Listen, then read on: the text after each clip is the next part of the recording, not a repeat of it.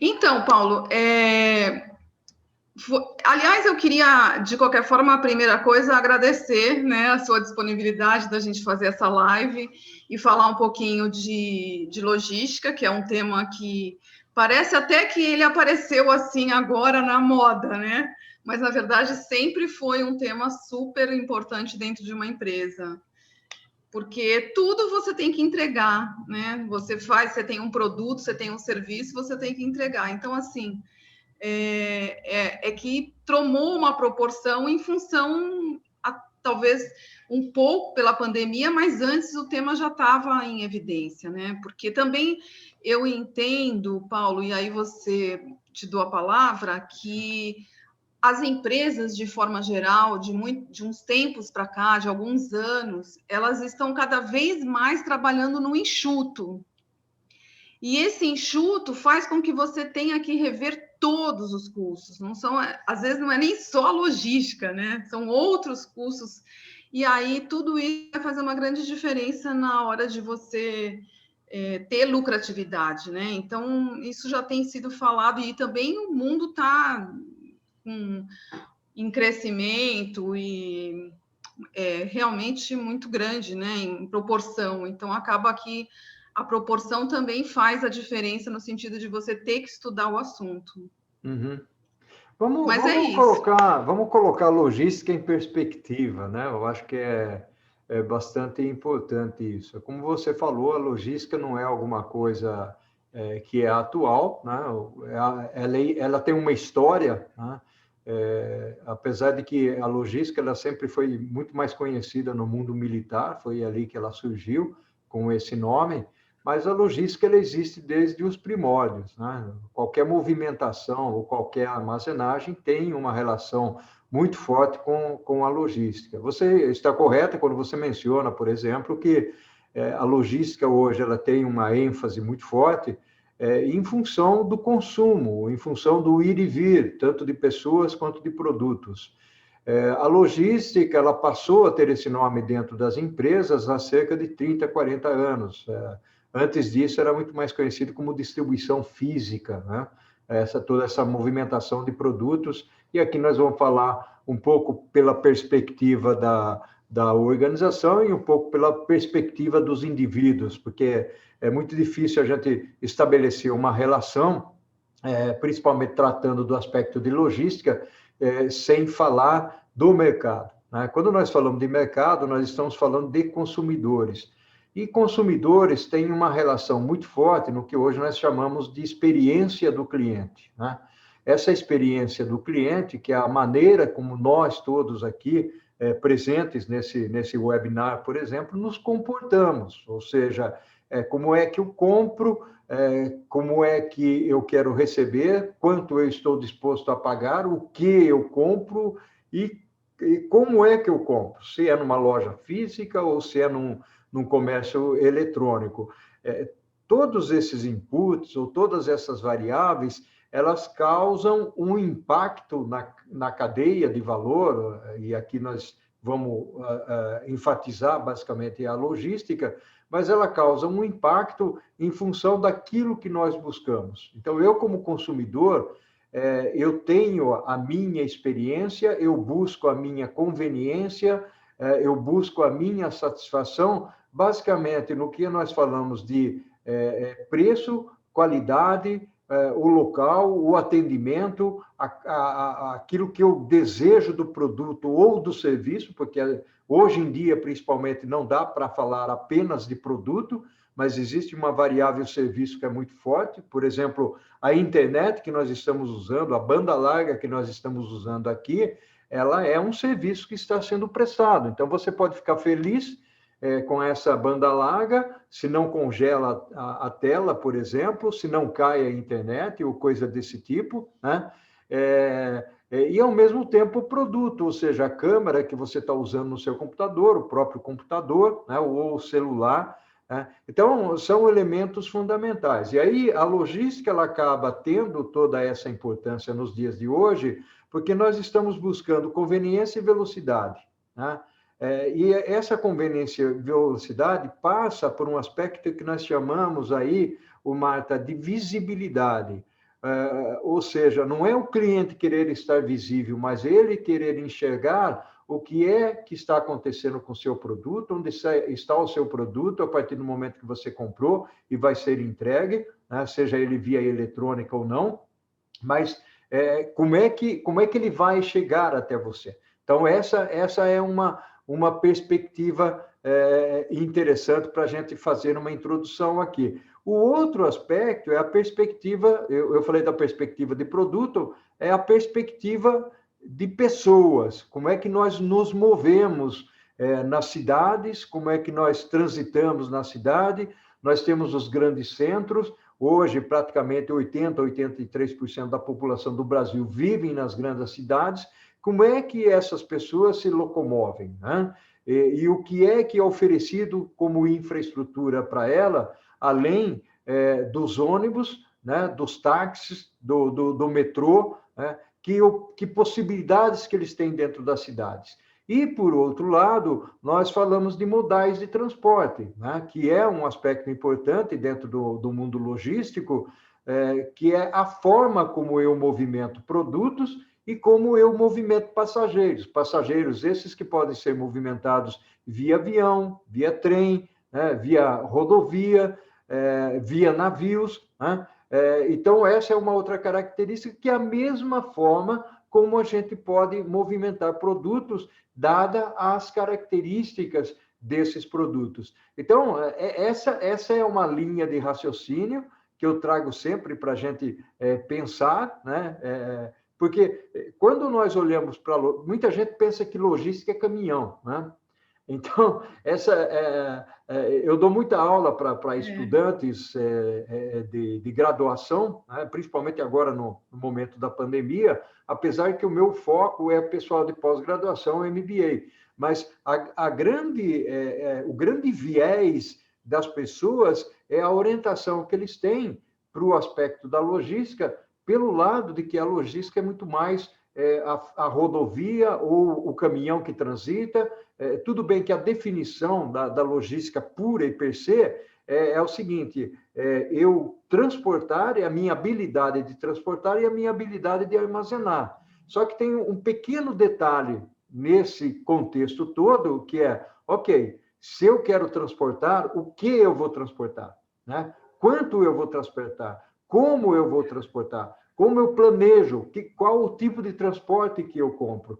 Então, quando eu olho por essa perspectiva, eu começo a derivar a minha logística para aspectos do tipo, ok, eu vou comprar lá na Nova Zelândia, o kiwi da Nova Zelândia, por exemplo, quanto tempo ele vai demorar para chegar aqui no Brasil, né?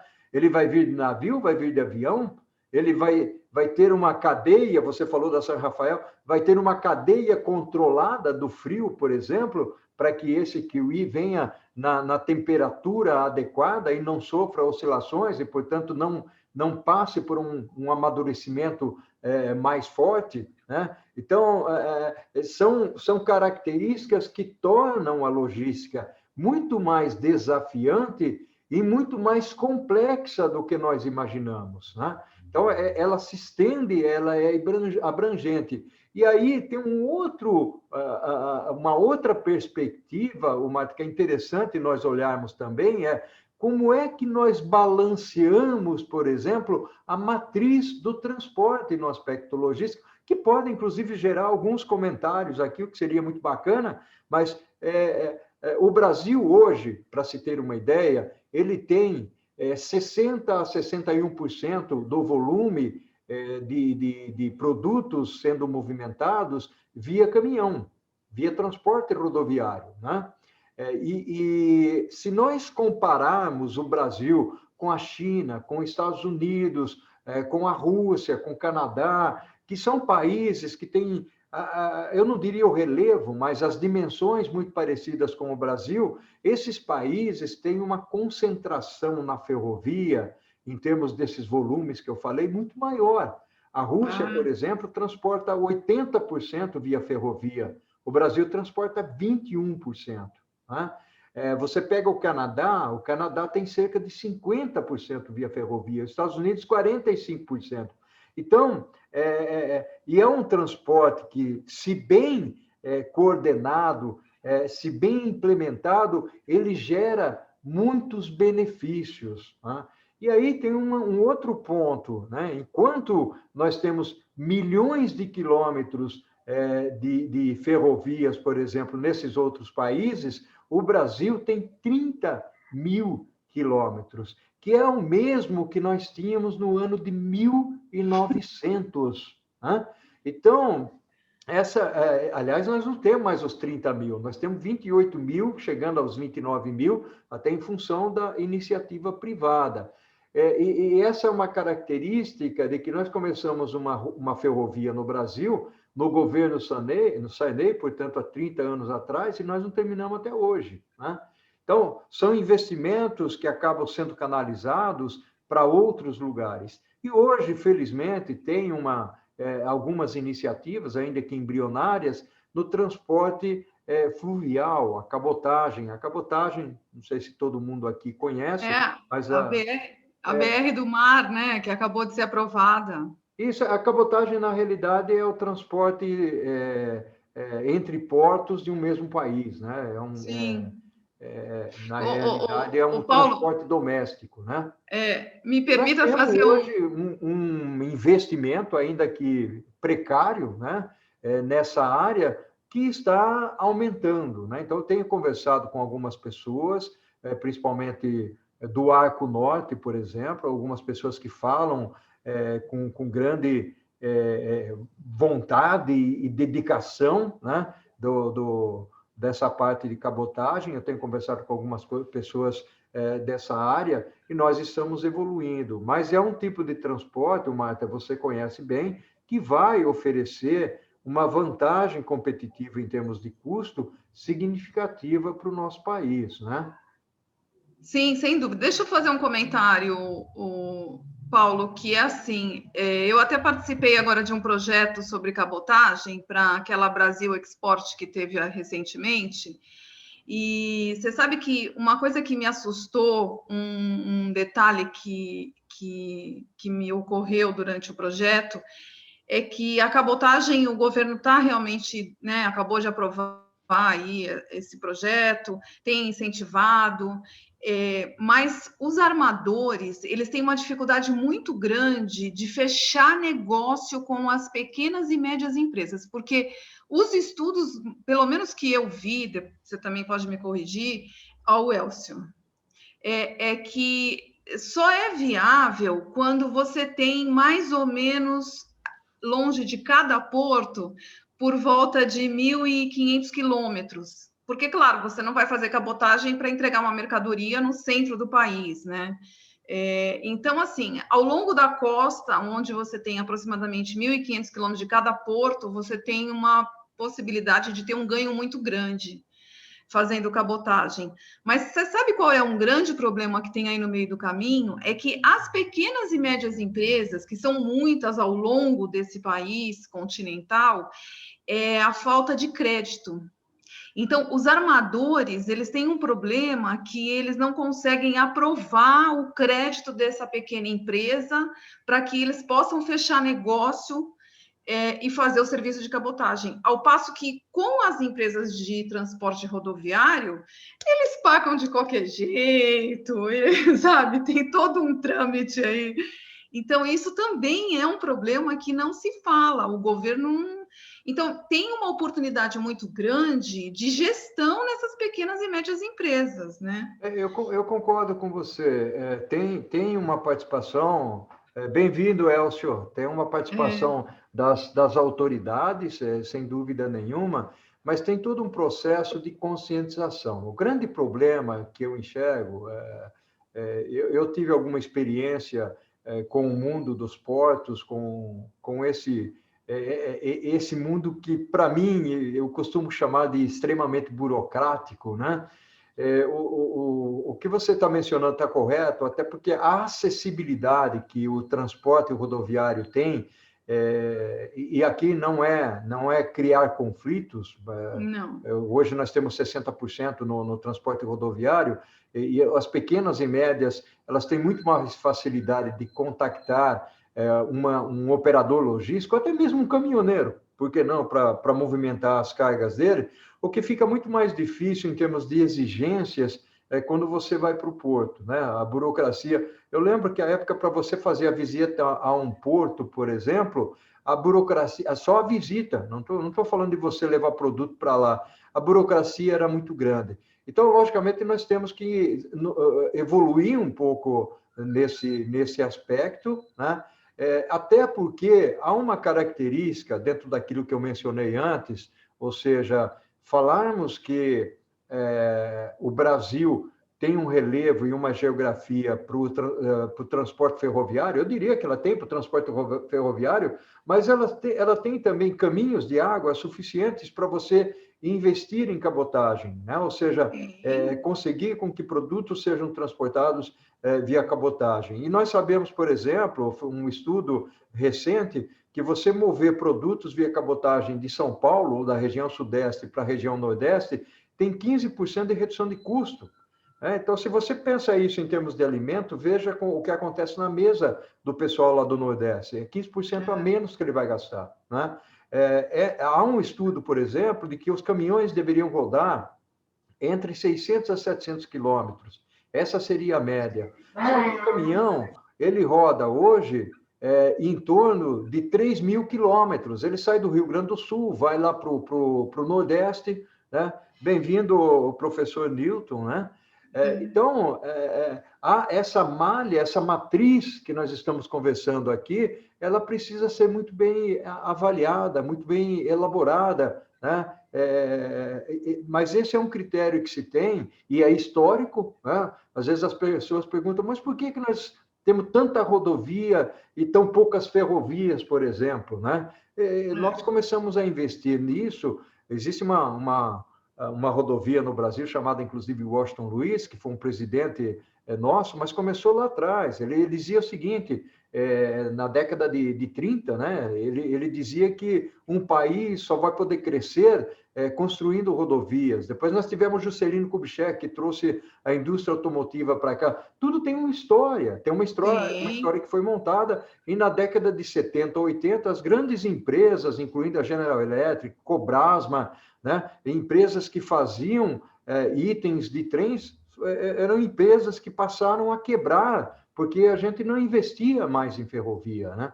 Então, a logística tem esse aspecto. É um pouco da história que eu conto, Marta, no meu livro. O livro tem 12 capítulos, é um livro que não fala só de logística, é um livro que fala de tecnologia aplicada à logística, de comércio eletrônico, de estratégia no mundo da logística, porque, para mim, isso é fundamental. Então, quando eu crio, por exemplo, emendas para as universidades, e eu gosto de fazer isso, às vezes eu sou convidado a discutir esses elementos, nós precisamos trazer para as universidades elementos importantes do que nós vivenciamos nas comunidades, nas sociedades de hoje.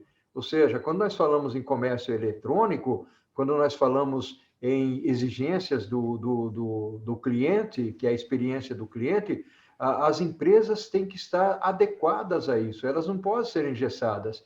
E incrível, você pode conversar com as pessoas, a impressão que elas nos passam é que, quando você fala de logística, você está falando de coisa velha. É bem isso, a expressão é essa. É coisa... E não é. A logística é extremamente moderna e ela tem que se modernizar cada vez mais. Mas, para isso, nós precisamos pensar em processos e modelos de negócios à luz da tecnologia digital e jornada digital que está aí. Eu não estou dizendo isso por modismo, estou dizendo que tem muita coisa que é possível de ser utilizada, que é possível de ser implementada, e que dá para fazer isso. Para você ter uma ideia, o Google está fazendo um projeto com a Rolls-Royce, que é aquela grande empresa inglesa que faz turbinas e tudo mais, e nesse projeto é o seguinte, eles estão desenvolvendo um aplicativo baseado em inteligência artificial e machine learning, que é o aprendizado das máquinas e tudo mais, para criar o navio autônomo. Veja que interessante isso.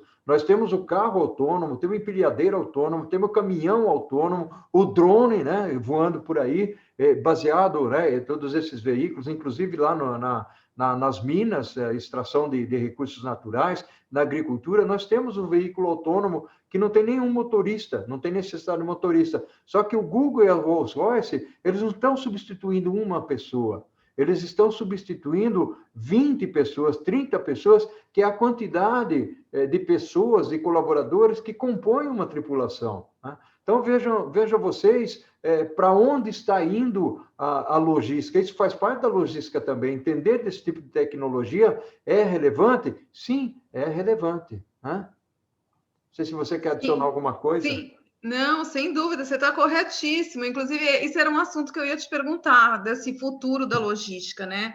Porque a gente entende que a tecnologia entrou com muito mais força agora, até reforçada pela pandemia, né? Mas já estava nesse caminho, sem dúvida. Mas agora, daqui para frente, tem muito mais coisa que pode acontecer, né?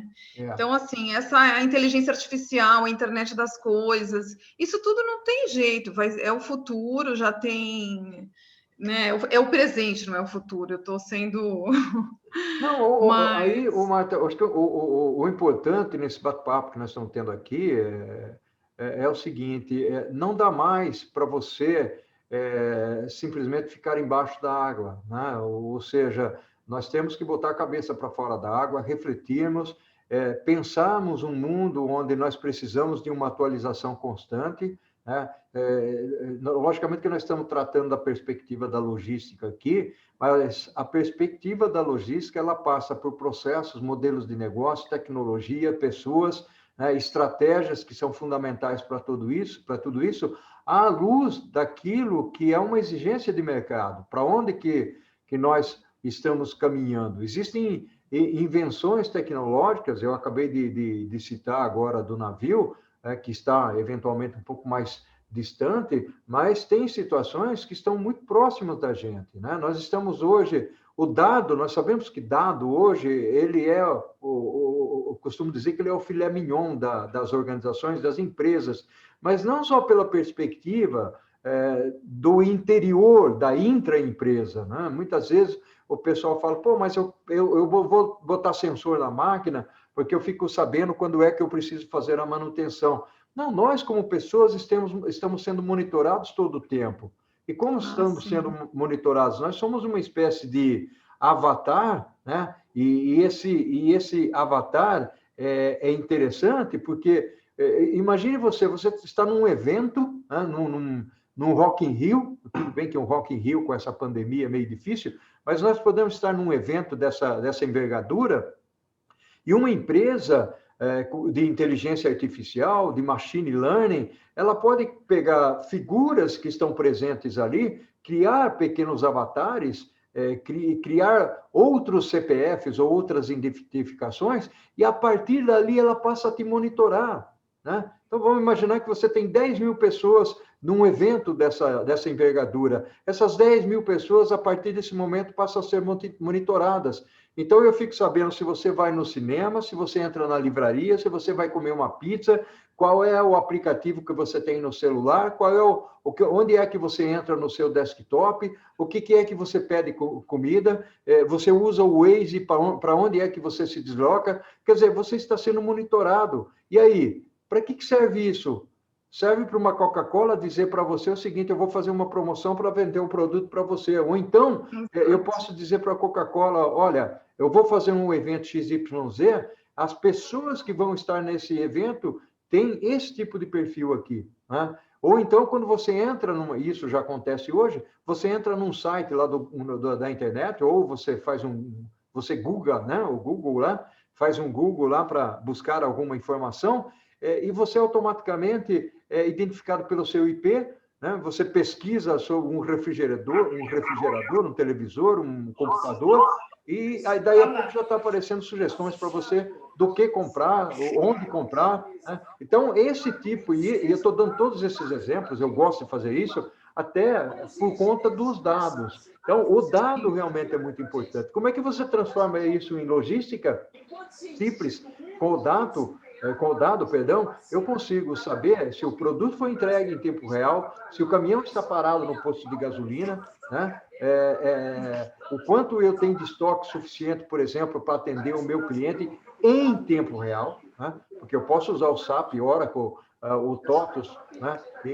Eventualmente, eu não tenho isso em tempo real, mas com esses dados sendo capturados do que é que está acontecendo, onde é que está o meu caminhão, se está no meu fornecedor, os insumos que ele está entregando ou não, a habilidade e a capacidade que ele tem, tudo isso é um contexto de planejamento e de cadeia, né, produtiva, que é fundamental. Então, algumas empresas estão na vanguarda, né, de tudo isso. Eu gosto de dar exemplos, porque eu conheço essas empresas. Então, se você pega uma Amazon, uma Natura, né, que é uma empresa nossa, a Magazine Luiza, a própria Fast Shop, são empresas que estão avançadas, Pão de Açúcar, nesse quesito da tecnologia. É uma questão de sobrevivência e é o equilíbrio das coisas. Nós não podemos ir para a tecnologia simplesmente porque a tecnologia é um modismo, é uma moda. Não, porque ela realmente traz valor agregado e o cliente está buscando esse valor agregado. E isso afeta a logística, né? Exatamente. Deixa eu aproveitar e fazer uma pergunta, Paulo, que está aqui na minha lista e que já vi que até é uma pergunta do Abélio, que é sobre a logística em relação à vacina. E então, assim, tem alguns pontos aí que são super interessantes para serem discutidos, como, por exemplo, a gente sabe da própria temperatura que se exige para uma delas, né? Então, tem uma logística bastante complexa aí nesse meio, né? O que você tem para comentar sobre isso? Na realidade, o aspecto da vacina, o desafio da vacina, ele é muito maior do que qualquer pessoa imagina, inclusive o governo, né? Uma das coisas que eu tenho feito é conversar um pouco sobre isso com algumas pessoas que deveriam estar preocupadas com isso, né? Logicamente que a vacina ela tem a sua temperatura, né? E não estou nem falando da vacina da Pfizer, né? Que é 70 graus abaixo de zero. Isso aí, esse é o tipo da vacina para país rico e olha lá, né? Ou seja, quando chegar no Brasil, nós não vamos conseguir fazer rodar 10 quilômetros isso, porque nós já vamos encontrar problema. Mas vamos falar do desafio da vacina no aspecto da importação, no aspecto da armazenagem e no aspecto da distribuição. Logicamente, nós vamos desativar a importação caso nós consigamos aqui desenvolver a vacina localmente. Mas a característica é a seguinte: nós temos empresas capacitadas e habilitadas a fazer isso? Eu não tenho dúvidas, nós temos sim, nós temos muitas empresas no Brasil que estão capacitadas, é a cadeia do frio, né? Hoje a vacina ela oscila entre 8 e 10 graus, né, de temperatura, então é uma temperatura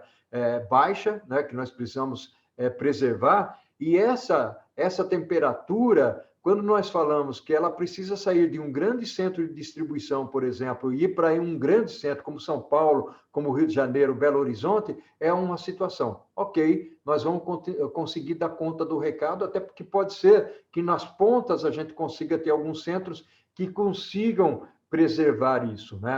Preservar essa temperatura. E aí eu estou falando da cadeia do frio, eu estou dizendo, desde o momento que sai do meu centro de distribuição ou da minha linha de produção e passa pelo caminhão, mantendo essa temperatura até um centro de distribuição, um armazém intermediário, até chegar na pessoa que precisa ser vacinada, né? E não é só o problema da vacina do vírus, né? Da pandemia, outras vacinas também passam por essa situação.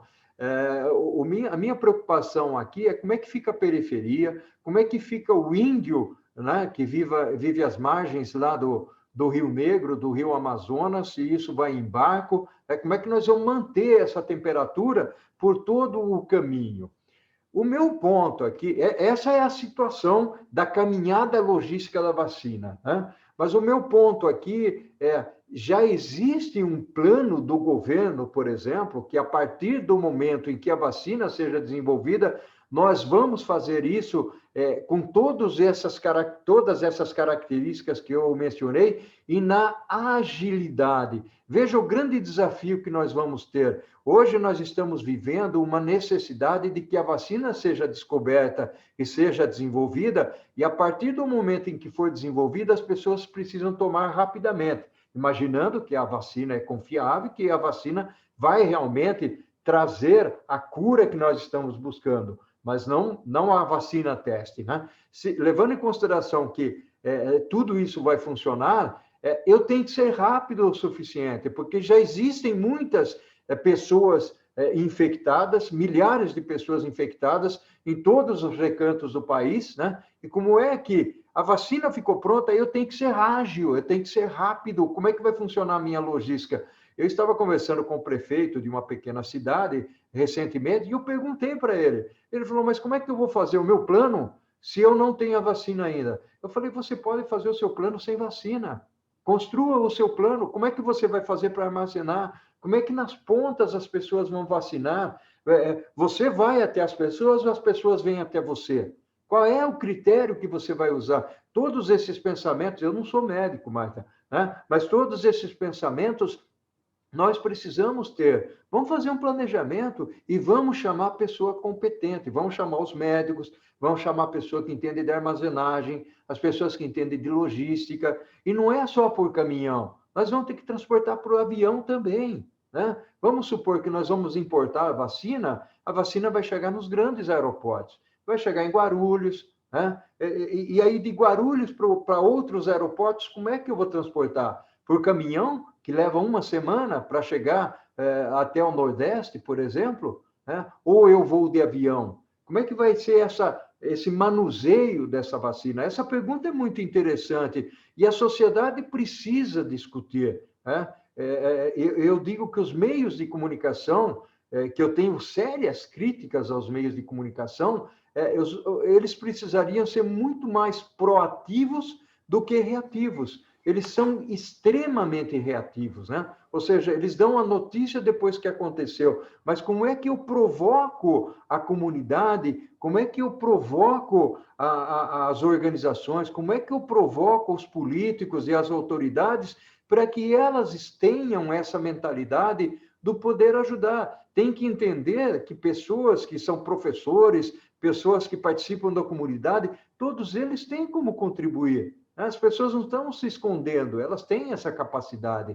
E a logística chama para isso. Então, belíssima pergunta essa da vacina, né? Se eu for continuar falando da vacina aqui, eu vou longe, né? Eu adoro falar sobre esse tema. Eu fiz uma live com o pessoal do México recentemente, porque o México também estava passando por situações onde eles queriam refletir, né? Ou seja, nós estamos aqui refletindo, nós não estamos trazendo solução. A solução, logicamente, ela passa por um aspecto de uma discussão mais ampla, né? Baseada nessas reflexões, até tendo pessoas que podem pautar, né? E trazer as soluções para esse assunto que é extremamente crítico, extremamente importante. Eu acredito muito, sinceramente, essa é uma opinião minha, eu acredito muito no ministro da Infraestrutura que nós temos, é um ministro que tem um conhecimento técnico, e espero que ele alavanque. Logicamente, uma andorinha só não faz verão, né? E ele tem tido uma participação efetiva. Ele não é meramente uma pessoa que foi pinçada da sociedade e colocada nessa posição. Ele tem conhecimento, ele sabe o que fala. Faz tanto tempo que nós não temos isso, né? É verdade. Não, sem dúvida, você tem toda a razão. E a gente está vivendo um momento ímpar aí, né, atualmente. Mas não querendo mudar de assunto, Paulo, deixa eu fazer uma pergunta. Você tinha contado para mim que quando você escreveu esse livro, foi baseado numa conversa. Como é que foi aquela história do balão que você contou? É bastante interessante. Na realidade, eu comecei a escrever esse livro em 1997, né? E o que acontecia é que livros de supply chain nós não tínhamos no Brasil, né? Livros de logística, sim, nós tínhamos, mas de supply chain não, porque o supply chain é uma visão de toda a cadeia, né? Ela é o planejamento, é compras, é produção, é distribuição, é a logística reversa, e aí você tem as camadas se formando dentro e fora da organização. E eu ia escrever um livro sobre compras, né? Nessa época, eu morava nos Estados Unidos e eu escrevi um livro sobre compras. E o Balu, eu tive eu participei de uma palestra dele, é uma figura fantástica, ele tem os livros de logística dele que tanto tem apoiado os profissionais e também os estudantes aí. E nós começamos a conversar. Nessa época, eu trabalhava na Unilever, já fazia algum tempo que eu estava na Unilever, já tinha passado pela IBM, na área de supply chain da IBM. E ele me disse o seguinte: por que você vai limitar o seu conhecimento? Nós conversamos muito ali, nós ficamos tomando um café mais de uma hora, foi uma delícia, né?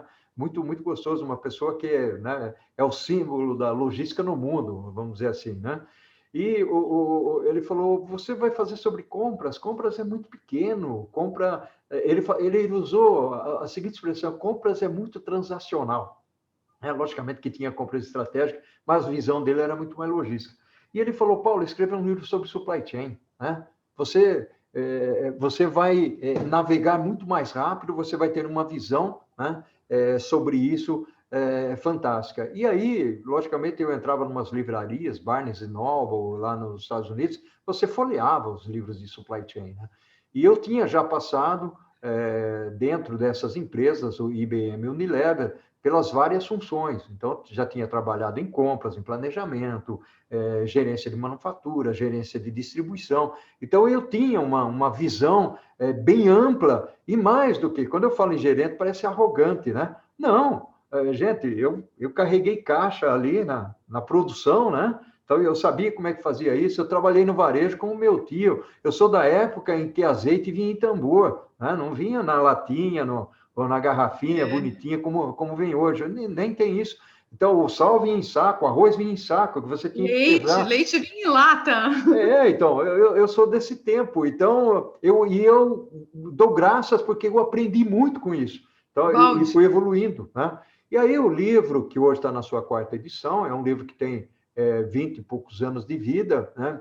Ele se transformou nesse livro de supply chain. Né? A palavra logística ela aparece em destaque porque a Saraiva me obrigou a colocar dessa forma e é a forma como ela comercializa. Né? Mas é um livro que fala de estratégia, é um livro que fala de compras, tem compras lá dentro também, é um capítulo, é limitado, mas tem compras, tem distribuição, tem manufatura, né? Tem toda a parte de planejamento, comércio eletrônico, indústria 4.0, tecnologia aplicada a cadeia de abastecimento, estoques, infraestrutura de transporte e detalhe, sobre o Brasil. Né? São informações sobre o Brasil. Né? Eu sei que o professor Newton aí, a Marta me passou hoje o livro dele, eu vou comprar o livro, porque eu adoro, tem pessoas fantásticas nesse país aqui, e professor Newton, o senhor está convidado aí a participar da minha prosa para a gente falar do Aí, Newton! Eu adoro compartilhar conhecimento, e tem muita gente, né? Claro. Outro dia eu estava conversando, faz um mês que eu estou conversando com uma pessoa que trabalha no Rio de Janeiro, no chão de fábrica, melhor dizendo, no chão de depósito. Né? Ele é encarregado de produção. E ele publicou o meu livro, ele comprou o meu livro, foi lá no LinkedIn e colocou meu livro lá estampado. Né? E eu falei para ele o seguinte: meu amigo, eu gostaria de convidar você para uma prosa. E para você falar do que você faz, né? Ele falou: mas professor, eu sou encarregado. Eu falei: não interessa, você tem o que contribuir, né? E eu consegui, logicamente, não dessa forma e tão rapidamente assim, eu tive que forçar os meus argumentos, mas eu consegui com que ele se sentisse na necessidade também de contribuir, porque ele usou uma expressão assim: eu não vou participar porque lá só tem feras, né? Eu falei: você é um fera, você é um fera. Né? Então, eu acho que as pessoas merecem as oportunidades. Né? Então, cada um tem o conhecimento na sua área. Todos nós temos muito que aprender e temos muito que ensinar. Né? A gente aprende todo dia. É um dom que todos nós temos. Então, nós não nascemos líder, nós somos desenvolvidos ao longo do tempo. Né? Então, você perguntou do livro, né? E a intenção do livro foi exatamente compartilhar o conhecimento com a comunidade, com a sociedade.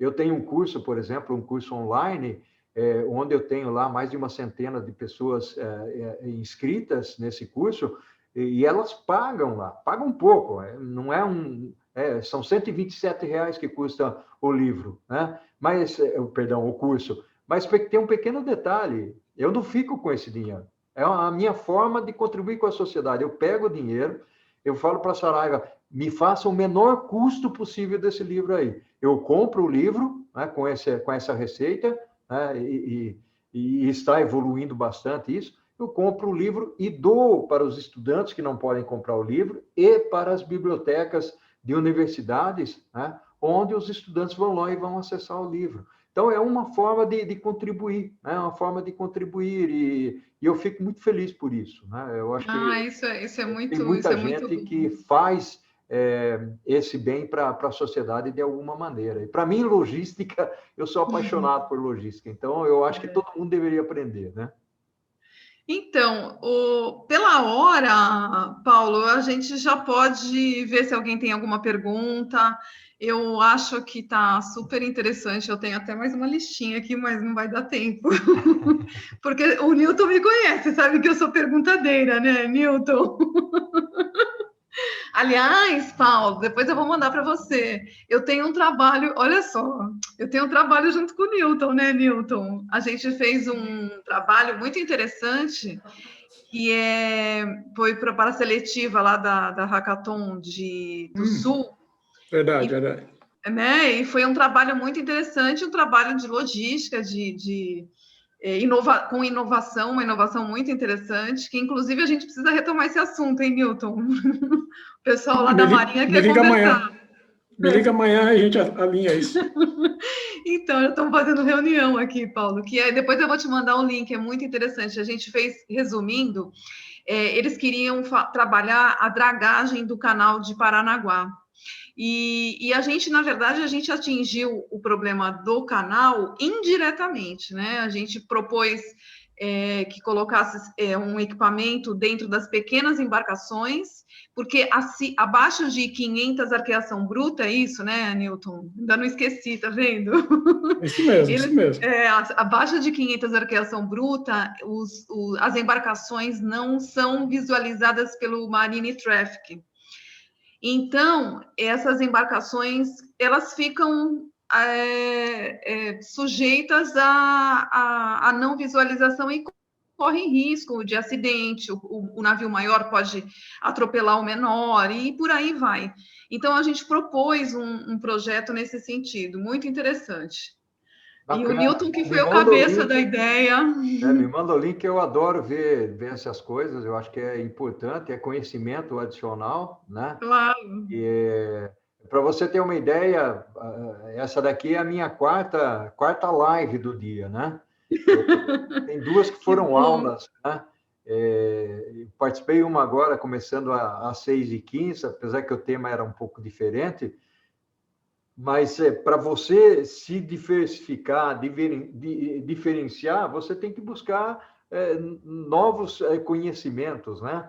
Outro dia eu estou montando um curso de Indústria 4.0, que vai ao ar em breve, e interessante, eu pensei comigo mesmo, poxa, eu vou trazer alguns exemplos diferenciados, né? E aí eu estou colocando exemplos do tipo a máquina de café que você lá da cama, né? Você liga a máquina de café, ou seja, e isso não é um negócio de 2020, a Nespresso inventou em 2017, né? Então, você está lá na sua cama, eu não tenho essa máquina ainda, né? Mas você pode, pelo celular, comandar e fazer com que a máquina ligue e prepare o café enquanto você está tomando banho, ou está penteando o cabelo, coisa desse tipo, né? E, ao mesmo tempo, eu acabei encontrando um outro produtinho, que é um vaso. Não sei se vocês já viram esse vaso, é de uma empresa chamada Lua, né? E o vaso, ele tem sensor. Então, tem umas carinhas, aí você planta, né? Por exemplo, você planta o cactus, né? Que é uma planta diferente que você não precisa molhar muito. Então, tem um aplicativo, nesse aplicativo você vai dizer qual é a planta que você tem lá. Aliás, você tira uma foto da planta, o aplicativo reconhece qual é a planta, diz para você, tá bom, é um cactus, e esse cactus tem lá uma série de informações relacionadas a se ele deve ser regado, quanto tempo deve ser regado, se deve ir ao sol ou não. E o vasinho, ele tem uma carinha. Então, se tiver muito encharcado de água, a carinha vai ficar triste. Se tiver faltando água, a mesma coisa. Se tiver no nível correto, o sensor vai indicar que ele está legal, ou seja, não precisa molhar. E tem horas que a carinha, são 14 ou 15 reações na carinha do vasinho, né? E tem horas que vai dizer o seguinte, olha, eu quero ir para o sol, né? Então, se aparece um gato, ele fica olhando desconfiado, emite um som, aparece um cachorro, emite um som, tal. Então, aí eu pensei o seguinte, pô, mas para que vai servir um negócio desse? Porque eu gosto muito de planta, né? Mas eu irrigo as minhas plantas, né? Aí eu estava conversando com um professor, amigo meu, de uma universidade de Americana, que é uma cidade aqui perto, ele falou, Paulo, tem no Brasil esse vasinho? Eu falei, não sei. Eu olhei, tinha no site lá nos Estados Unidos. Ele falou, eu quero esse vaso, porque eu adoro planta, só que eu esqueço de molhar, né? Então, são pequenos detalhes que a tecnologia traz para a gente e que no dia a dia você vai conversando. E aí, quando você transporta isso para a logística, tem muita coisa acontecendo no mundo logístico, né?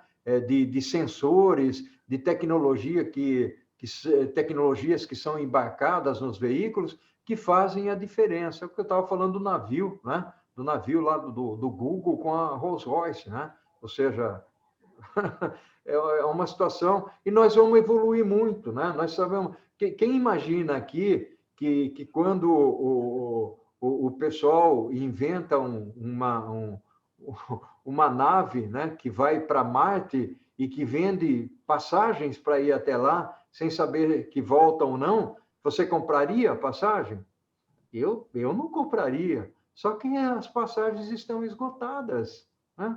Camarada viajar para Marte, veja bem, nós estamos vivendo um mundo, e naves tem tudo a ver com logística, mas também tem tecnologia embarcada, então nós estamos vivendo num mundo que é muito diferente, e tem consumo para tudo, né? Esse é o ponto, tem consumo para tudo.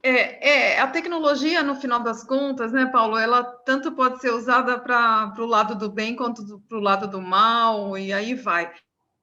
Falou agora do vaso, só para terminar aqui, eu me lembrei eu tenho um conhecido que está montando, com tecnologia, ele está otimizando a produção de camarões no Nordeste, que tem muita produção de camarão não natural, como é que chama? Camarão de cativeiro. Uhum. E aí justamente os parâmetros de todas as da água, de pH, de todos os parâmetros que são adequados para essa produção, são monitorados através de tecnologia, através de sensores. E aí ele consegue, no mesmo recipiente, ele produzir uma quantidade dobrada, sabe? Então, assim, a tecnologia tem essas vantagens, né? Que você pode otimizar alguns processos em função justamente desses controles, né? De tudo que você pode monitorar, é o que a gente sempre fala. Mas a gente está aberto a perguntas. Newton, pode perguntar. Até, Paulo, um prazer. Aí a Marta comentou bastante comigo, mas eu tive uma outra reunião um pouquinho antes de poder entrar, e aí eu acabei perdendo boa parte do que você falou, mas gostaria de parabenizá-lo aí pelo pouco que eu ouvi, achei excelente suas contribuições. É isso aí, a gente sempre tenta transferir o conhecimento da melhor maneira possível. Tá de parabéns, muito bom. Bacana, Nilton. Nilton, nós vamos fazer, a gente vai combinar, a Marta já passou o telefone seu para mim, não sei se você está sabendo, tá? Pode mandar mensagem para mim. Nós vamos conversar. O Elcio de Graça que está aqui, né? O Elcio Graça que está aqui conosco, ele já participou de se não me engano, ele foi um dos primeiros ali, seu terceiro, né? E outras pessoas que queiram contribuir, né? Poxa vida, é bem-vindo. É um canal onde nós falamos de logística, de supply chain, de liderança. São temas que estão sintonizados com o mundo atual e são direcionados para profissionais, para estudantes, para professores, né? não tem muitos seguidores, não é um Cortella, um Karnal da vida, e nunca vai ser, né? Até porque é um assunto muito específico, mas nós estamos fazendo a nossa parte, acho que é por aí, né? Nós somos as nossas escolhas, né? Sim, sem dúvida. Bom, Mas se alguém ninguém escreveu tiver... alguma coisa aqui embaixo, eu não consegui ler. Ah, desculpa, o Abélio. Gostaria de focar no aspecto da inovação e da implicação para o comércio internacional da logística apreendida. Não. Aspecto da inovação e da aplicação para o comércio internacional da logística apreendida na Covid-19, mas a gente já falou um pouco dela, né? Mas não no comércio internacional, talvez seja isso que ele queira expor. A perspectiva aí, talvez, deixa eu complementar, talvez, em relação ao que eu tenha falado antes, né? Porque nós estamos vivendo uma situação onde há um questionamento muito grande com relação à logística mundial. Nós sabemos que há um grande hub global, que é a grande fábrica do mundo, que é a China, né?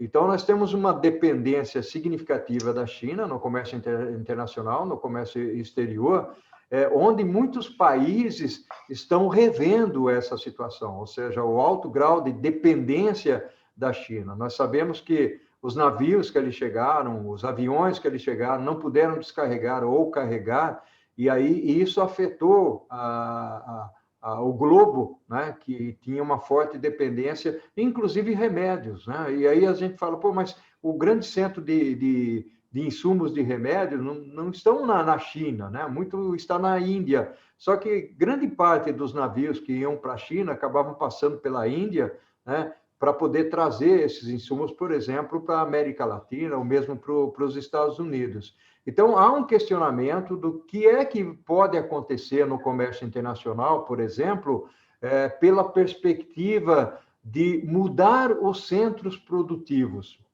Nós sabemos, por exemplo, que o Japão, né, incentivou muitas das suas empresas a saírem da China e a voltar para o Japão, né? Ou seja, fazer o que seria um retrocesso. Mas nós sabemos que isso não acontece numa velocidade muito grande. Você não constrói uma fábrica da noite para o dia, apesar que hoje em dia tem muita coisa relacionada à construção de fábricas inteligentes, mas você não faz isso em uma semana, em um mês. Você leva tempo para você fazer toda essa transição.